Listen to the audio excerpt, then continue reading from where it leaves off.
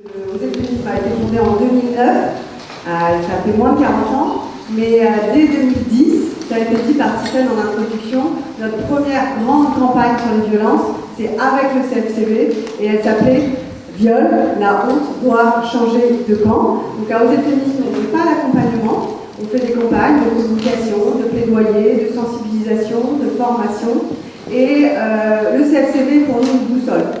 Tout ce que j'ai un peu appris sur les violences, je l'ai appris par le CFCV, la stratégie de l'agresseur, les expertises psychiatriques masculinistes, l'aliénation parentale comme arnaque, ça aussi c'est le CFCV.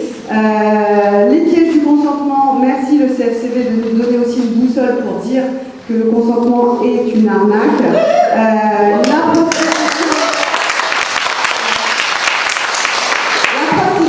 et du viol tarifé, ça aussi je l'ai entendu dans la bouche du CFCV, tout simplement puisque la pénétration sexuelle obtenue par contrainte, menace, violence et surprise est un viol et que l'argent prouve la contrainte, c'est QFD, c'est donc du viol tarifé.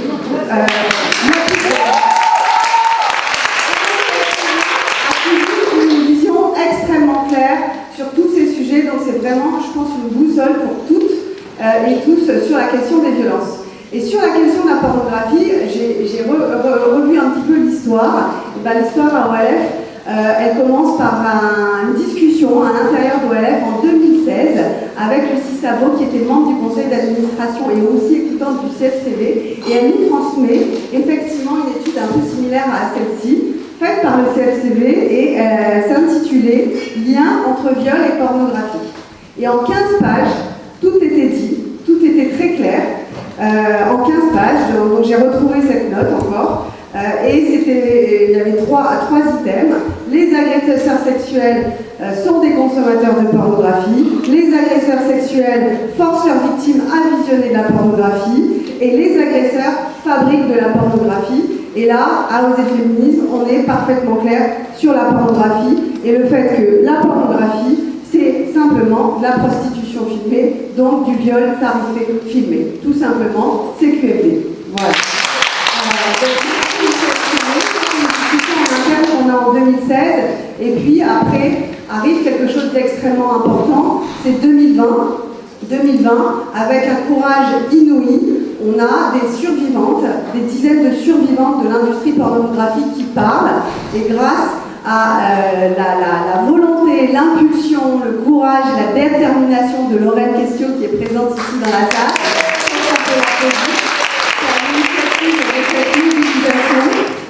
On décide de s'organiser et de donner leur voix, de faire entendre la voix de ces survivantes de la pornographie. Et donc, avec Lorraine Questio, on rassemble tout un tas d'organisations pour accompagner ces femmes victimes de l'industrie pornographique. Alors, ces associations, c'est important de les citer. Il y a bien sûr le CFCV qui nous a soutenus dès le début dans cette mobilisation. Il y a le Mouvement d'Uni, il y a les Effrontés, il y a aujourd'hui aussi l'Amicale d'Uni et il y a la Collective des droits. Et toutes ces associations, avec Oser le féminisme, nous nous sommes unis pour accompagner ces dizaines de survivantes qui sont extrêmement courageuses et qui veulent aujourd'hui obtenir justice et montrer ce que représente l'industrie pornographique. Alors, où on est 5 ans plus tard alors, en quelques mots, très simplement, on a effectivement des procès qui vont venir, qui sont absolument essentiels, qui sont une mobilisation incroyable. Nous avons 42 femmes parties civiles dans un procès. Oui, pardon, j'ai oublié de citer aussi, excusez-moi, Louise Simoneau qui est dans la salle.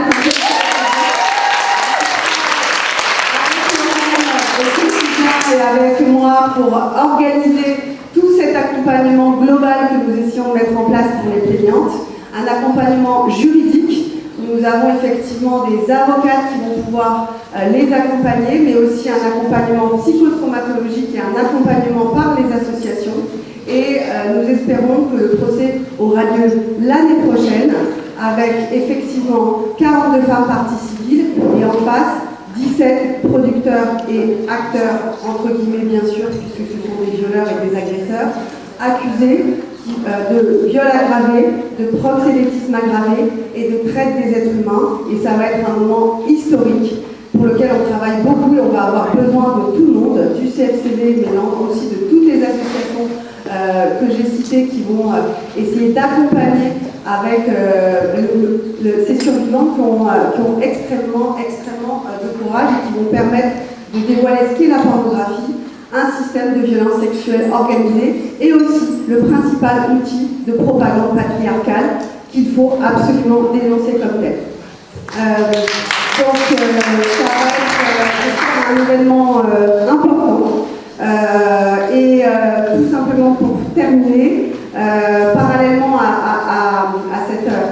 cet accompagnement des survivants que nous mettons en place avec le CFCD, nous avons fait aussi, alors ça plus spécifiquement à Oser Féminisme, un travail de plaidoyer, de communication pour avancer sur pour lutter contre ce qui a été, ce qui ressort de ces témoignages, c'est-à-dire l'exposition forcée à la pornographie des mineurs. Il y a encore une bataille qui est en cours sur le contrôle d'âge des sites pornographiques. Il y a également aussi un travail qui a été fait au niveau d'un certain nombre de productions de rapports. Je vous invite très fortement à lire 2 rapports. Le premier, qui est le rapport du Sénat, qui est sorti en 2022. Alors, Laurence Rossignol était une des rapportrices avec Annick Billon et Laurence Cohen en 2022 sur l'industrie pornographique. Et effectivement, ce rapport du HCE qui est aussi extrêmement clair sur le système de violence qui est constitutif même de la pornographie. Et dans ce rapport-là, les conclusions sont les mêmes que ceux cités dans les témoignages. On a des études scientifiques aujourd'hui qui le prouvent. Consommation de pornographie signifie augmentation des violences masculines. C'est prouvé, scientifiquement prouvé, c'est reprouvé. Et donc, 2 chiffres que je voulais vous citer.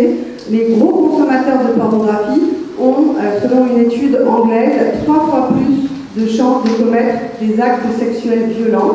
Voilà, ça c'est aussi un chiffre qu'il faut rappeler. Et de l'autre côté, une autre étude, cette fois-ci espagnole, démontre que les femmes qui ont consommé, qui ont visionné de la pornographie, ont elles aussi un pourcentage de victimation beaucoup plus important. Elles ont 4 fois plus de chances d'être elles-mêmes victimes de violences masculines, puisque dans leur esprit, il y a une confusion totale entre sexualité et violence, et donc elles sont plus à même de devenir victimes elles-mêmes. Donc maintenant, on a parlé peut-être des victoires, il faut parler aussi de ce qu'on veut. Ce qu'on veut, c'est simplement reconnaître effectivement que la prostitution est du viol tarifé, que la pornographie n'est rien d'autre que du viol tarifé filmé, et le fait que ça soit filmé est quelque chose qui aggrave le viol, puisque sa diffusion aujourd'hui illimitée sur les plateformes est une revictimisation des victimes de l'industrie pornographique. Il est absolument impossible aujourd'hui de faire retirer les vidéos des victimes de viol tant l'impunité des plateformes perdure. Et donc, pour finir dans cette intervention, ça nécessite aujourd'hui effectivement que la définition du proxénétisme inclut toute forme de marchandisation de la sexualité, que ce soit la prostitution, que ce soit la pornographie ou que ce soit ce qu'on appelle la pornographie en streaming sur des plateformes qui explosent aujourd'hui comme OnlyFans, qui a fait 6 milliards de bénéfices l'année dernière en marchandisant les violences sexuelles commises contre les femmes et les filles. Et tout simplement pour finir, j'ai trouvé que le propos sur BDSM et sur libertinage était extrêmement intéressant, et je voudrais mettre en perspective avec 2 procès qui ont eu lieu très récemment, qui sont quand même extrêmement révélateurs du lien entre viol, BDSM et libertinage. Ce sont les 2 procès phares de cette année, celui de Dominique Pellicot et de ses 51 complices et violeurs, et celui de Joël Le Scornec. Dans les 2 procès, il y a une omniprésence de la pornographie, du BDSM et du libertinage. Quand on regarde les 51 violeurs de Mazan, ils étaient pour beaucoup clients, prostitueurs, donc ils commettaient des viols tarifés. Ils étaient bien sûr adeptes de libertinage et d'échangisme, et j'ai noté une citation d'un des hommes qui lui demandait « Mais pourquoi vous n'avez pas demandé le consentement de Gisèle Pellicot et pourquoi vous avez juste discuté avec Dominique Pellicot ?» Et l'accusé répond tout simplement simplement, mais en fait dans l'échangisme, ce sont toujours les hommes qui s'échangent, les femmes.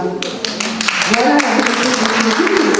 Et puis, bien sûr, cet argumentaire sur le libertinage est toujours présent dans le procès pédicaux, tandis que dans le procès Le Squarneck, bien sûr, il y a l'omniprésence de la pédopornographie, puisque Joël Le Squarneck avait été condamné en 2004 pour pédopornographie, et que bien entendu, il avait énormément de vidéos pornographiques extrêmement violentes et de pédopornographie. Et si effectivement l'institution médicale, l'ordre des médecins avait pu sanctionner dès 2004 Joël Le Squarneck pour le faire cesser d'exercer son rôle de chirurgien pédiatre, nous aurions évité 300 victimes de viol dans l'affaire Le Squarneck. Et donc, bien sûr, une de nos revendications, ce serait de rechercher systématiquement la consommation de pornographie comme étant prédictrice des violences masculines, et puis, bien entendu, de condamner plus fermement ceux qui visionnent de la pédopornographie, en particulier ceux qui sont en lien avec les enfants, chirurgiens pédiatres, mais aussi animateurs scolaires et tous les métiers liés à l'enfance. Bien entendu, les agresseurs, les pédocriminels qui consomment de la pédopornographie vont possiblement passer à l'acte et devenir eux-mêmes pédocriminels. Donc on a aujourd'hui des revendications très claires à l'aune aussi de ces procès qui sont révélateurs de ce système de violence masculine que sont pornographie, BDSM et libertinage.